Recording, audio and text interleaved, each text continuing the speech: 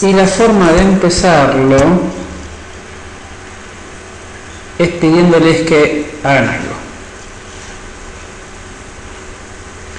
Agarren una hojita de papel, si no tienen, pidan una chiquitita, no importa eso.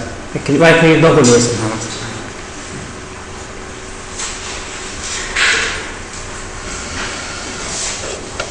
A ver cuando carga esto. Tómense 1 o 2 minutos y quiero que escriban 4 números que contesten esas preguntas. ¿Cuánto tiempo tardan en cepillarse los dientes? ¿Cuánto tiempo tarda en reiniciar su computadora? ¿Cuántos autos pasan por minuto por la esquina de Zapiola y Salta? ¿Cuánta memoria consumía en ejecución el proyecto de ustedes de TDP? Tómense un par de minutos. Y si no tuve la materia de TDP en la materia. ¿Cómo? En la carrera yo no tengo TDP. Ya son de la camada que no tuvieron TDP. Qué triste. Bueno, el último proyecto que hayas implementado. Y si no saben, lo que les parezca. No es un examen, así que le pueden errar feo. Son 4.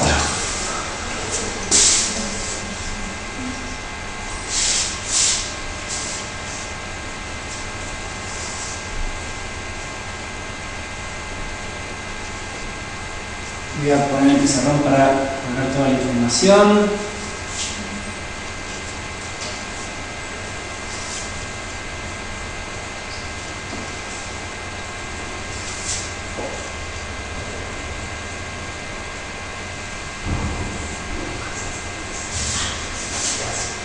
No se copien.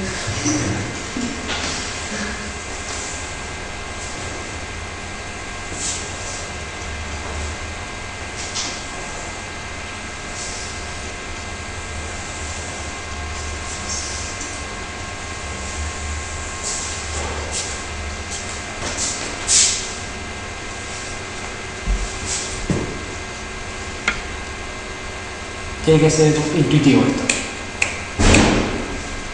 5, 27, 8, 9, una cosa así. Una tras la otra.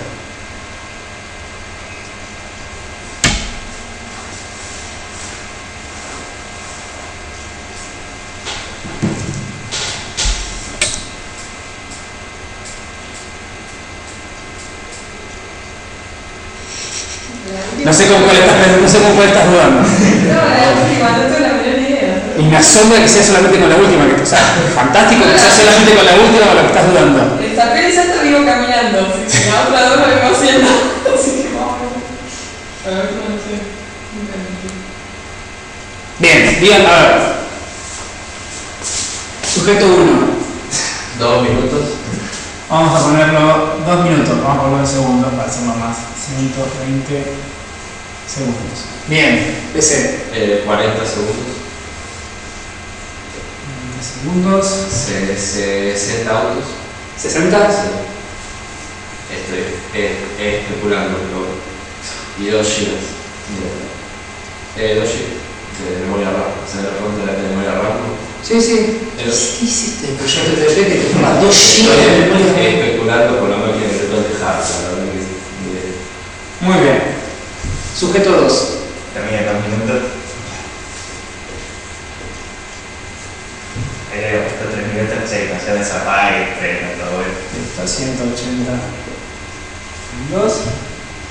20, no sé, supongo que al mediodía había empezado 200, pero no sé, justo estaba pensando en el de gráfica que debe ocupar, no sé, como toda la memoria que tengas. Y sí, no sé, 3, 4 gigas. 4 gigas. Muy bien. Sujeto 3. 5 minutos. 5 minutos. Serían Vale. 600 segundos. El mejor higiene oral 1 minuto. lo aprenden. Sí, me toma Bien. 20. No sé, un giga más, no sé. La verdad. 2 minutos.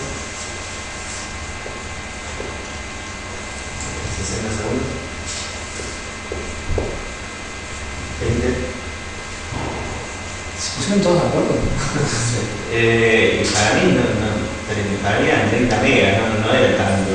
Está bien. Bien, perfecto. No importa si son números correctos o no. Pero en la clase de hoy vamos a hablar de testing de performance, que es uno de los test realmente más complejos que hay. Es uno de los test que nunca consideramos. ¿Hasta qué punto uno, al momento de desarrollar un sistema y pensar cómo funciona el sistema, se pone a pensar en la performance del sistema? ¿Cuánto tiempo tarda en cargarse el sistema? ¿Cuánta memoria usa? ¿Cuántos recursos la computadora usa? Son aspectos que nunca pensamos y nunca evaluamos. Y la realidad es que son aspectos que pueden hacer fallar el sistema y uno debería considerarlos. Entonces lo que vamos a ver muy brevemente realmente en la clase de hoy son algunos aspectos relacionados con el testing de performance, ¿sí?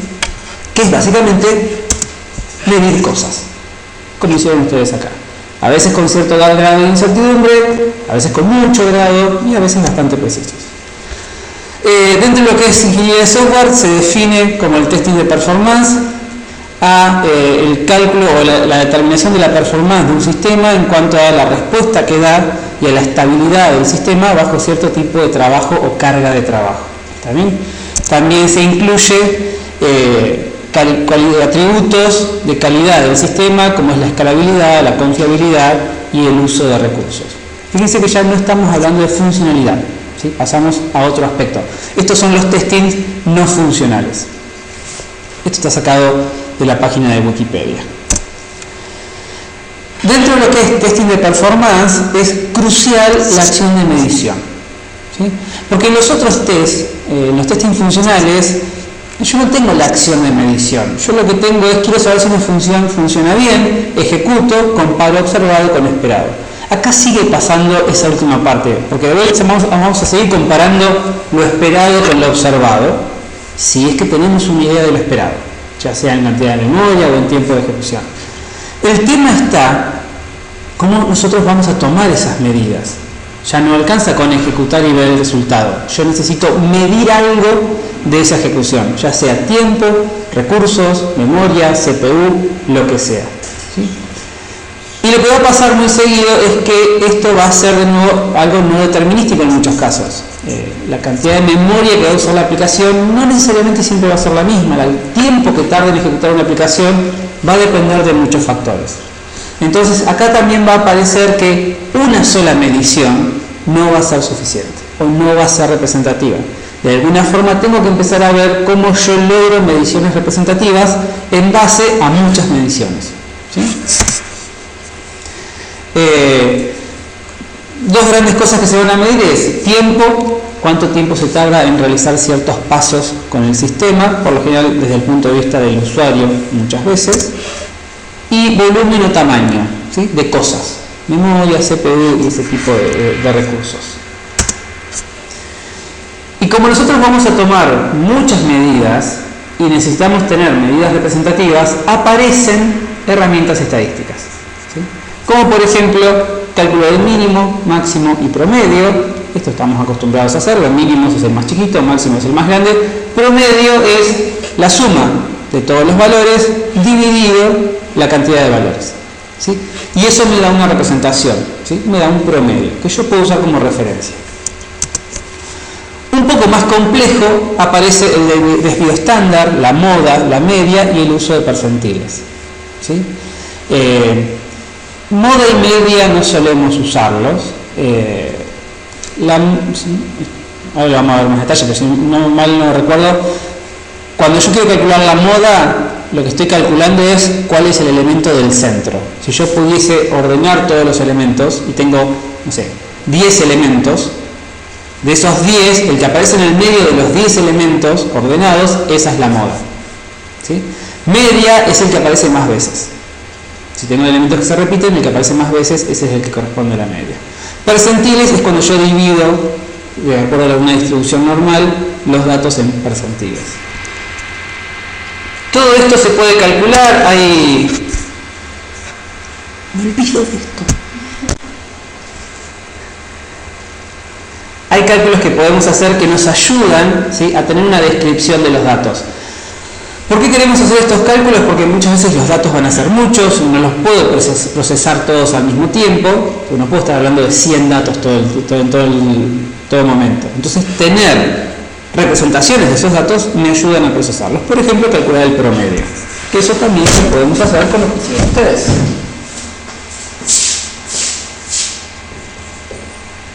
Promedio.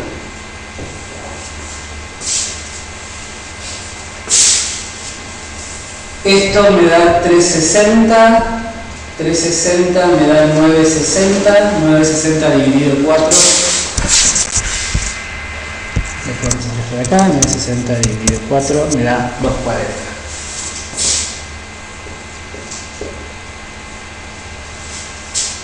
Acá tengo 40 y 60, 100, 280, 280 me da 400 segundos, 400 dividido 4 me va a dar 100 segundos de promedio. Acá tengo 120, 120 dividido 4 me da 40. Y acá lo que tengo es...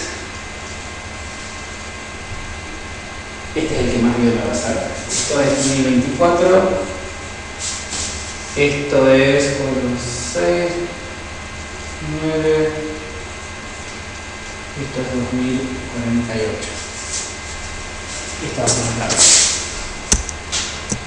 2048 más 4096 más 1024 más 30 me da eso. Si a todo esto lo divido por 4 me da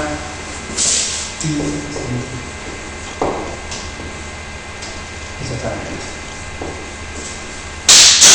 Bien, entonces el promedio, ¿sí?, no es uno de los datos que aparece, ¿sí?, es el valor que representa la media de todos los datos que están involucrados. ¿Está bien? ¿Qué es el desvío estándar? ¿Lo vieron esto en algún lugar? Debería haberlo visto. Si hicieron como yo, no le dieron pelota a esa clase. Nadie lo... El desvío estándar es una medida que me indica qué tan dispersos están los datos con respecto a la media. ¿Sí? ¿Por qué? Porque la media es un promedio. Yo puedo tener 10, 0 y eso me va a dar de media 5. O puedo tener 4 y 6 y eso me va a dar de media 5, 7 y 3, 8 y 2, 9 y 1. Distintos datos me dan la misma media, pero los datos están a distintas distancias.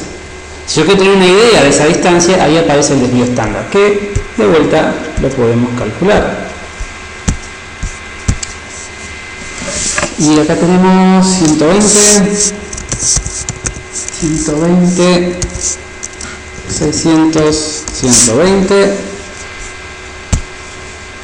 Eso me da de desvío estándar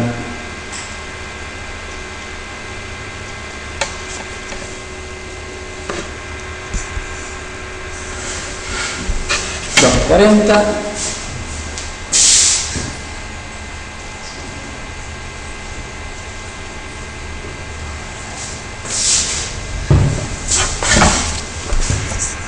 Eso quiere decir que en promedio mis datos están a 240 del promedio.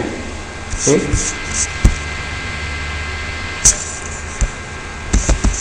El otro es 40 por 180, 120, 60.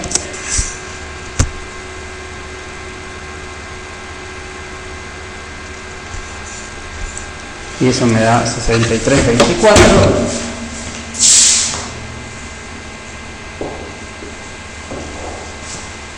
Me queda ahora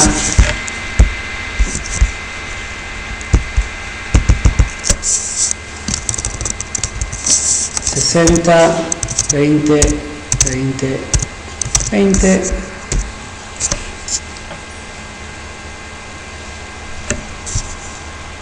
Eso me da 20. Y por último me queda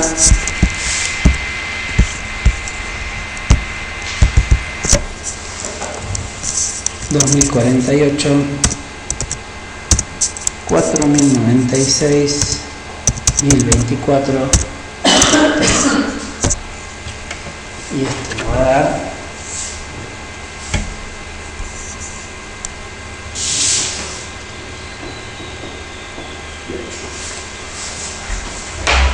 bien. Existen muchas medidas. ¿Todo bien? En el promedio de datos sería 30, ¿no? 120 sería después de 4. Tienes razón, hicimos la cuenta.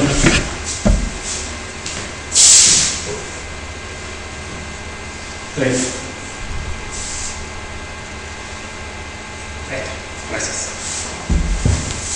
Bien, todas estas medidas estadísticas nos sirven para poder manejar un conjunto grande de datos. Pero ¿qué es lo que tenemos que tener en cuenta? Las estadísticas no son los datos, ¿sí? Las estadísticas son una visión de los datos, ¿sí? No son los datos verdaderos. Y eso muchas veces puede llegar a generar confusiones, a propósito o no a veces. Por ejemplo, ¿no se puede? No se puede. Este ejemplo está muy bueno.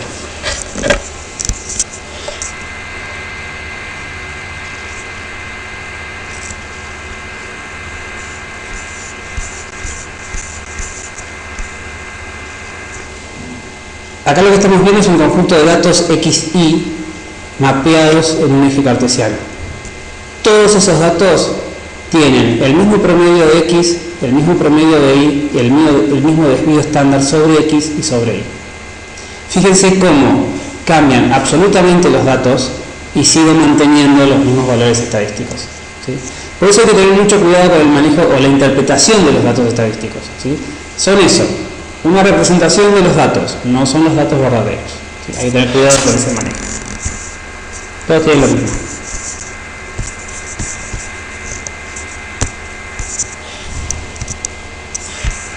Y este es otro ejemplo donde también se muestran distintos conjuntos de datos, todos con el mismo promedio, el mismo desvío. Entonces, de vuelta, hay que manejar con mucho cuidado este tipo de cosas. En particular cuando uno las usa para hacer testing de performance. El cuidado es las conclusiones que uno saca. ¿Qué es lo que se puede hacer? ¿Qué es lo que se recomienda hacer en estos casos? Primero, de la misma manera que nosotros tenemos nuestros casos de estudio, casos de uso, se pueden tomar esos casos de uso y hacerles una valoración de performance. Es decir, bueno, esta es la secuencia de pasos que se tienen que hacer para resolver cierto uso del sistema. Analicemos desde el punto de vista de performance cuál es la expectativa. Y ahí empiezo a establecer, ¿sí?, esa comparación de lo observado con lo esperado. Ahí empiezo a establecer qué es lo esperado. Suele ser un tema que ni siquiera lo plantea el usuario muchas veces la parte de performance. Entonces, en algún momento por ahí hace falta sentarse y tener una charla solamente de performance, de cuáles son las expectativas del sistema desde el punto de vista de performance. Es muy probable que el usuario no hable en términos de memoria o de uso de CPU, pero sin duda puede llegar a hablar del tema de tiempos de respuesta, ¿sí? Y eso también lo podemos evaluar acá. Si existen problemas actuales de performance, también lo que se recomienda es identificarlos, documentarlos, ¿sí?, definir cómo se pueden llegar a medir, monitorear y a partir de eso establecer, ¿sí?, una estrategia para resolverlos. No, esto es lo que les decía, hablar con el usuario y definir un poco los requerimientos que se tienen. Dos herramientas que son de la ingeniería de software que pueden ser muy útiles en todo esto son los DFD, los diagramas de flujo de datos, ¿sí? Los diagramas de flujo de datos son representaciones visuales de cómo los datos se van transformando dentro del sistema. Es muy probable que ahí tenga los cuellos de botella en performance cuando se procesan los datos. Entonces tener estos mapas nos sirven a nosotros para poder identificar los puntos flojos. Esta es la definición de DFD. Esto lo vimos en modelos, los que hicieron modelos conmigo. Si no, no sé si lo ven en otra materia. ¿Todos hicieron modelos conmigo? No. Bien. ¿Alguna vez vieron DFDs? Sí, en la PS o diseño de desarrollo. Puede ser. No, Listo. El DFD es un diagrama, o sea, es un dibujo. Es un dibujo del sistema, es un modelo del sistema, que se centra exclusivamente en los procesos que tiene el sistema y los datos que esos procesos consumen y transforman. ¿Sí? Entonces, es una vista del sistema solamente enfocada en las transformaciones de los datos y quién las transforma. ¿Sí? Eso se llama el DFD. Por lo general, el DFD se maneja en 4 niveles de detalle. Hay un nivel que es el diagrama de contexto, donde el sistema es una gran burbuja y nosotros vemos qué es lo que el sistema consume y qué es lo que saca a nivel de datos. Hay un nivel 0, que es cuando nosotros abrimos esa burbuja en un primer nivel de detalle, y después hay 2 niveles más que siguen dando más detalles sobre esa descripción. ¿Está bien? El DFD está compuesto de los elementos visuales que aparecen en un DFD, son procesos, que son círculos, ¿sí? Entidades externas de datos, que son cuadrados, bases de datos, que suelen tener esta formita, y flechas que indican flujos de datos, exclusivamente. ¿Sí?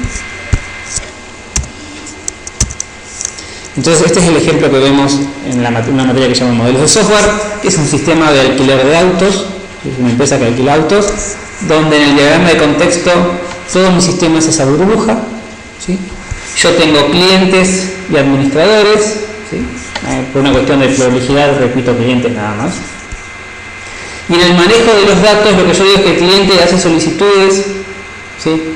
Al sistema, devuelve un auto al sistema, el sistema puede llegar a multar al cliente y hay un administrador que da de alta y bajas autos, ¿sí? Ese es el nivel de contexto, como ese es el diagrama de casos de uso. Entonces, todo mi sistema es una caja negra. El siguiente nivel lo que hace es explotar esto y debería mantener consistencia con todos estos flujos de datos. Entonces, yo lo sigo teniendo a esto, solamente que ahora lo divido. Y ese gran sistema que era el estado 0, ahora lo dividí en 4 procesos. Hay un proceso que es generar solicitudes de autos cuando el cliente solicita uno. Hay un proceso que es la administración de la flota para la alta y la baja. Hay un proceso que gestiona los retornos, ¿sí? Que a su vez depende de otro proceso que es la gestión de clientes. Y todo esto interactúa con una base de datos que es la flota de autos. ¿Sí? Esa es la primera explosión que hacemos de la burbuja. Las siguientes 2 explosiones que podemos hacer van a ser sobre cada una de estas burbujas. O sea, cada una de estas burbujas explota en un nivel más y cada una de esas subburbujas explota en un nivel más. Por lo general se recomienda no explotar más, manejar esos niveles de detalle, ¿sí? Creo que ahora la que explotó es la 2. Entonces yo digo, bueno, hay un proceso que es gestión de retornos, que toma una devolución, interactúa con la base de datos devolviendo el auto e interactúa con un proceso que es el de gestión de cliente. Si a mí me interesa ver cómo se procesa la información acá adentro, exploto esa burbuja y digo, bueno, por este sistema en particular se divide en 2. Por un lado tengo la recepción de la devolución del auto y después tengo un proceso que es el taller. Esta devolución, hay un proceso que la gestiona, el auto pasa al taller, el taller lo revisa el auto, genera un informe sobre cómo trató el cliente el auto y a su vez es el taller el encargado de retornarlo a la flota. ¿Sí? Puedo explotar una vez más la 2.1 y decir que bueno, el cliente cuando devuelve un auto completa un formulario en la mesa de entrada, devuelve la llave a la parte de atención al cliente que se comunica con un proceso de postventa para entrevistar al cliente y es este proceso el que devuelve la llave al responsable de playa. ¿Sí? Es un mapa de cómo los datos van viajando por todos lados. ¿Sí? Esa es una herramienta que me sirve para entender dónde pueden estar los cuellos de botella de la performance del sistema. Y la otra que tiene que ver con las redes son los diagramas de redes. ¿Sí? También hay distintos modelos y todos estándares de notación para los diagramas de redes. Esta página está buena porque tiene unos tips sobre cómo dibujar diagramas de redes, pero siguen siendo grandes mapas que muestran cómo está armada la red. Y si yo quiero analizar performance sobre la red, entender quiénes son todos los involucrados en mi red me va a servir, y para eso está el diagrama de red. Esta, por ejemplo, es una foto del pizarrón que está en la sala de servidores acá en el departamento. Originalmente Gustavo Distel, yo quería que venga a charlar sobre cómo ellos hacen testing de performance en la red nuestra. Gustavo los viernes a la mañana él no viene, entonces se complicaba hace esto. Pero ellos hacen testing de performance. Básicamente acá lo que uno hace es, cada vez que nosotros lo llamamos a Gustavo para decirle, che, me anda mal la red o anda lenta la red, él hace un testing de performance para ver qué es lo que está pasando con la red. ¿Sí? Y hay herramientas para hacer eso. Y antes de empezar a hablar de herramientas, siguiendo con este tema de las estadísticas y empezar a calcular cosas, este es cortito y está bueno.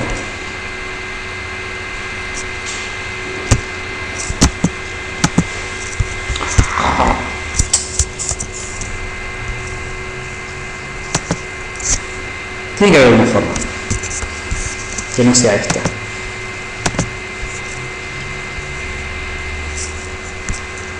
Like most people, I enjoy a tasty scoop of ice cream, especially Oreo blizzards. But what few people realize is how dangerous a treat ice cream has become. First, there's the issue of obesity. Second, there are higher crime rates. Third, there's the loss of life due to a rise in the number of drowning deaths. And finally, as more ice cream is sold, there's an increase in forest fires. Given these indisputable facts, I need you to support my vision of a Claro. Esto, que tiene aplicación directa en testing de performance, aplica a la vida en general y cada vez que escuchamos noticias. ice cream free world. While banning ice cream trucks from entering your neighborhood may sound far-fetched, when it comes to problem solving, a common issue is misunderstanding the difference between correlation and causation. This misunderstanding can influence our decisions, sometimes with serious consequences that ripple throughout a community. Correlation is when two things are related, but one does not cause the other. Usually this means the two are in some way related to a third factor, but not always. If you have a big enough pile of data, you can find plenty of relationships that are purely coincidental, like the strong relationship between the sale of margarine and divorce rates in the state of Maine. With the sale of ice cream, the third factor is weather. When it is hot outside, people buy more ice cream. They are more likely to go for a swim, and there is a general increase in people out and about enjoying the weather, helping improve conditions for crime to take place, as well as the dry conditions associated with forest fires.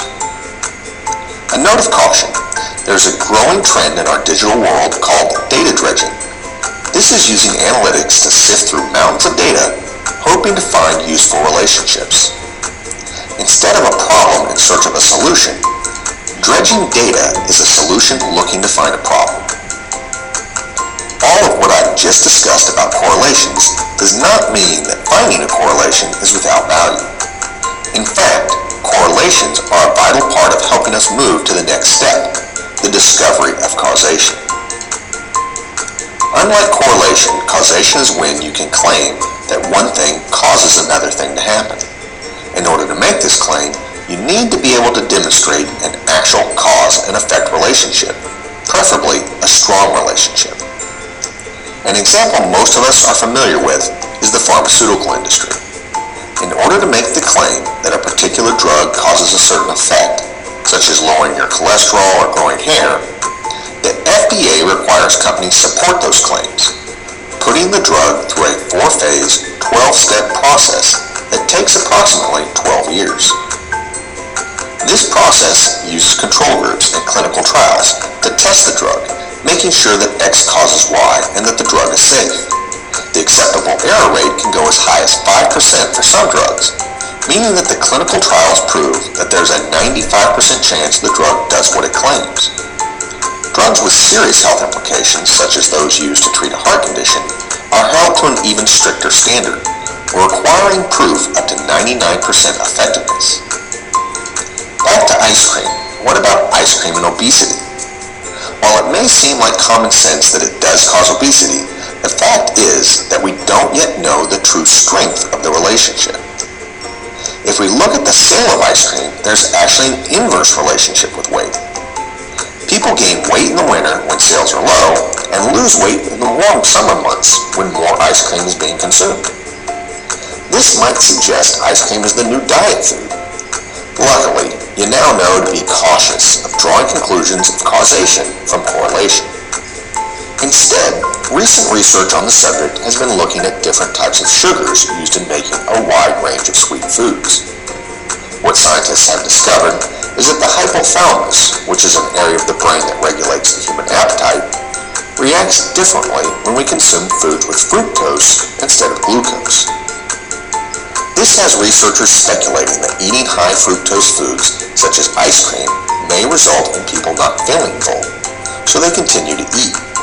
This theory proves difficult, however, when we start considering apples and other natural fruits also contain fructose, not just ice cream and chocolate cake. As you can see, causation is quite a bit different than correlation. Finding correlations is easy, proving causation is hard. No wonder it takes 12 years just to prove that a pill causes hair to grow. The bottom line, on the news, in boardrooms and coffee shops, everywhere you go, you will hear claims that X causes Y. From politics to the weather, from the stock market to personal relationship, it is human nature to try and explain things, to create stories that make sense. Just keep in mind, as you hear a claim of what causes what, that correlation is not causation.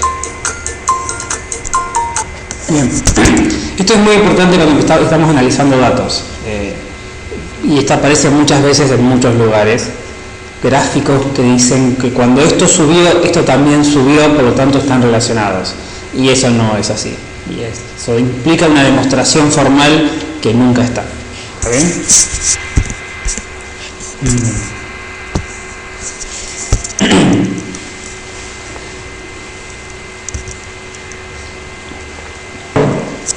Este es más largo, lo dejo para que lo miren si quieren. Es un video sobre pruebas de carga y estrés sobre sistemas usando una aplicación que se las voy a mostrar también en la página web de un ratito. Esto es más interesante porque así empieza a definir políticas o estrategias de casos de pruebas para cargar un sistema, cómo cargarlo usando una aplicación. Está bastante interesante. Este es otro tutorial, también son muchos videos que se basan más que nada en herramientas de Chrome para testear la performance de sistemas web, ¿sí? Y todo lo que ofrece Chrome para hacerlo. Si ya apuntando más para el lado de redes, si a mí me interesa ver la performance de una red, algo que yo puedo hacer es observar el tráfico de la red. Y para eso hay aplicaciones, estas son dos de ellas, Telerik Fiddler y Charles, que son básicamente proxies. Yo con un proxy hago que todo el tráfico pase por un lugar y yo lo que puedo hacer es mirar ese lugar y evaluar qué es lo que está pasando, cuántos pedidos hay, cuántas respuestas hay, un montón de cosas. Las puedo hacer con esas aplicaciones. Algo que muchas veces nombré en la materia es el tema de los logs, de hacer logs, de mantener logs y de revisar logs. Con el testing de performance, lo del log se vuelve mucho más importante, una forma de ver qué es lo que está pasando con un sistema, cuándo pasa, es revisando los logs. Windows, por ejemplo, mantiene logs de todas las cosas, ustedes pueden acceder a eso. El gran problema de los logs es cómo yo busco cosas en un log. Los logs son un montón de archivos .log con un montón de información. Esto está muy bueno, es una herramienta de Microsoft que se llama Log Parser Studio. Y básicamente me permiten tratar a los logs como una base de datos a las cuales le hago consultas en SQL. ¿Sí? Esta es la herramienta, es muy fácil de bajar e instalar. Yo le digo cuáles son los logs, los .log que quiero analizar. Ahí. Y lo que yo puedo hacer es consultas a esos logs siguiendo una estructura de SQL. Entonces, si yo quiero ver qué usuario generó tal excepción en esta fecha, eso, que es muy difícil de buscar en un log así como está, con esto lo puedo hacer con una consulta a base de datos. Y es muy cómodo y muy fácil de usar y está bastante bueno. Si yo quiero testear la performance de sitios web en forma muy fácil, esta página es muy piola para hacerlo. Acá hay todo un tutorial sobre cómo usarla, es muy sencilla. Yo lo que hago acá es ingresar la página que quiero testear su performance, por ejemplo, la materia.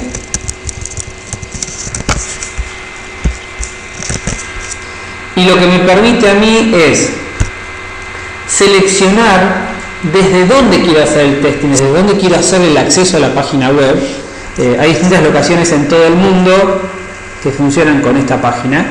Distintas locaciones soportan distintos dispositivos si yo quiero simular el acceso desde distintos dispositivos. Por ejemplo, a ver si hay en Argentina. Buenos Aires tiene para hacer esto, y Buenos Aires soporta Internet Explorer 11, Firefox y Chrome. Yo puedo simular el acceso desde esos navegadores. Entonces le voy a poner que lo haga desde, ¿por qué no?, Internet Explorer. Y le digo que arranque el test. Lo que esto va a hacer es empezar a acceder a esa página desde este sitio, desde ese navegador, y va a empezar a registrar distintos atributos de ese acceso, cuantitativos y cualitativos. Entonces suele demorarse.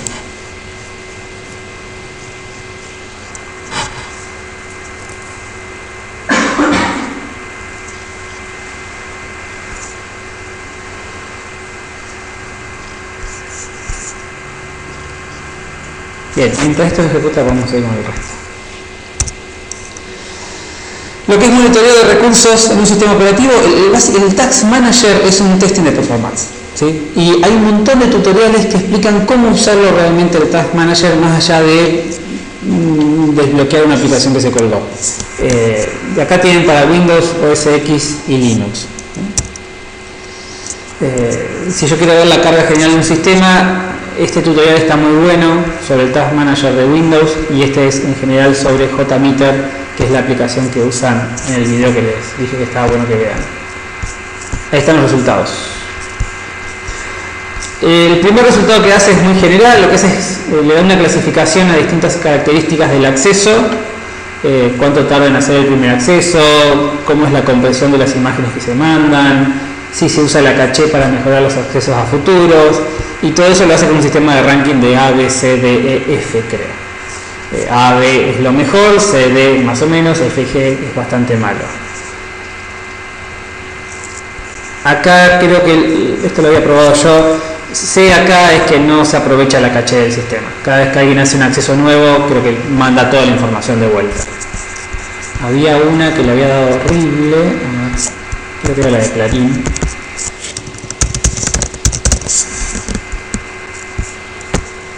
Quedaba bastante mal. JMeter es una aplicación de Apache, ¿sí?, que se puede utilizar para medir la carga de sistemas web. Es muy completa, genera muchas estadísticas y pueden ver cómo usarla en este tutorial. Así que si están haciendo algo web, está bueno considerar estas herramientas.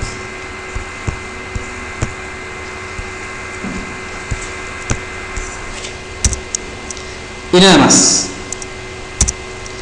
Chusmeen lo que es testing de performance, nunca lo hacemos y está bueno ya. O por lo menos conocer cuáles son las herramientas para el día que haga falta hacerlo. ¿Está bien? Vamos a ver qué pasa con este de acá. Este es más largo.